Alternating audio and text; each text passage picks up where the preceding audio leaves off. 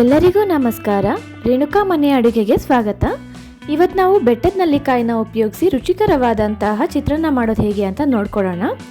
ಮೊದಲು ನಾನಿಲ್ಲಿ ನೆಲ್ಲಿಕಾಯಿನ ಕುಕ್ಕರಲ್ಲಿ ಹಾಕಿ ಒಂದು ವಿಷಲ್ ಹೊಡಿಸ್ಕೊಳ್ತಾ ಇದ್ದೀನಿ.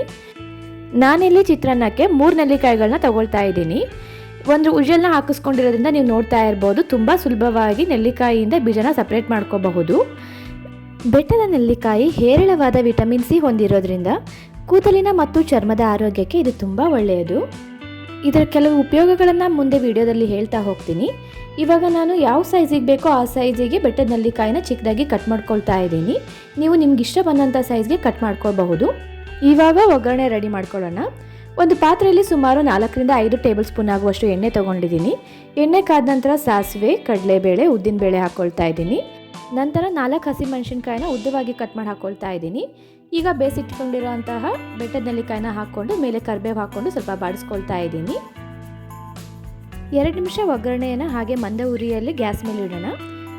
ನಂತರ ಅರ್ಧ ಟೀ ಸ್ಪೂನ್ ಆಗುವಷ್ಟು ಉಪ್ಪು ಹಾಕ್ಕೊಳ್ತಾ ಇದ್ದೀನಿ. ಜೊತೆಗೆ 1/4 ಟೀ ಸ್ಪೂನ್ ಆಗುವಷ್ಟು ಅರಿಶಿನ ಪುಡಿ ಹಾಕ್ಕೊಂಡು ಬೆರೆಸ್ಕೊಳ್ತಾ ಇದ್ದೀನಿ. ಬೆಟ್ಟದ ನೆಲ್ಲಿಕಾಯಿನ ನಿಯಮಿತವಾಗಿ ಉಪಯೋಗಿಸೋದ್ರಿಂದ ಸೈನ್ಸ್ ಆಫ್ ಏಜಿಂಗ್ ಕೂಡ ಸ್ಲೋ ಆಗುತ್ತೆ. ಅದರೊಟ್ಟಿಗೆ ಬ್ಲಡ್ ಪ್ಯೂರಿಫಿಕೇಷನಲ್ಲೂ ಕೂಡ ಇದು ತುಂಬ ಸಹಾಯಕಾರಿ. ನಾನಿಲ್ಲಿ 1 ಬಟ್ಲಾಗುವಷ್ಟು ರೈಸ್ನ ಪುಡಿ ಮಾಡಿಟ್ಕೊಂಡಿದ್ದೀನಿ. ಅದಕ್ಕೆ ರೆಡಿ ಮಾಡ್ಕೊಂಡಂತಹ ಒಗ್ಗರಣೆನ ಹಾಕಿ ಮಿಕ್ಸ್ ಮಾಡ್ಕೊಳ್ಳೋಣ. ಒಗ್ಗರಣೆ ಎಲ್ಲ ಮಿಕ್ಸ್ ಆದ ನಂತರ ಇನ್ನೊಂದು ಸ್ವಲ್ಪ ಉಪ್ಪನ್ನು ಮೇಲೆ ಹಾಕ್ಕೊಳ್ತಾ ಇದ್ದೀನಿ. ಆಲ್ರೆಡಿ ಬೆಟ್ಟದ ನೆಲ್ಲಿಕಾಯಲ್ಲಿ ಹುಳಿ ಅಂಶ ಇರೋದ್ರಿಂದ 1 ಟೀ ಸ್ಪೂನ್ ಆಗುವಷ್ಟು ನಿಂಬೆ ರಸ ಹಾಕಿ ನಾನು ಕೈ ಆಡ್ಕೊಳ್ತಾ ಇದ್ದೀನಿ. ಇವಾಗ 1 ಬಟ್ಲಾಗುವಷ್ಟು ಕಾಯಿ ತುರಿ ಹಾಕ್ತಾ ಇದ್ದೀನಿ. ಜೊತೆಗೆ ಕತ್ತರಿಸಿಟ್ಕೊಂಡಿರೋ ಅಂಥ ಕೊತ್ತಂಬರಿ ಸೊಪ್ಪನ್ನು ಹಾಕಿ ಎಲ್ಲ ಮಿಕ್ಸ್ ಮಾಡ್ಕೊಳ್ತಾ ಇದ್ದೀನಿ. ಬೆಟ್ಟದ ನೆಲ್ಲಿಕಾಯಲ್ಲಿ ವಿಟಮಿನ್ ಎ ಇರೋದ್ರಿಂದ ಇದು ಕಣ್ಣಿನ ಆರೋಗ್ಯಕ್ಕೂ ಕೂಡ ತುಂಬ ಒಳ್ಳೆಯದು. ನಾನಿಲ್ಲಿ ಬೆಟ್ಟದ ನೆಲ್ಲಿಕಾಯಿಯ ಕೆಲವು ಉಪಯೋಗಗಳನ್ನು ಮಾತ್ರ ತಿಳಿಸಿದ್ದೀನಿ. ಆದಷ್ಟು ನಿಮ್ಮ ದಿನನಿತ್ಯದ ಆಹಾರಗಳಲ್ಲಿ ಇದನ್ನು ಉಪಯೋಗಿಸೋಕ್ಕೆ ಖಂಡಿತ ಟ್ರೈ ಮಾಡಿ.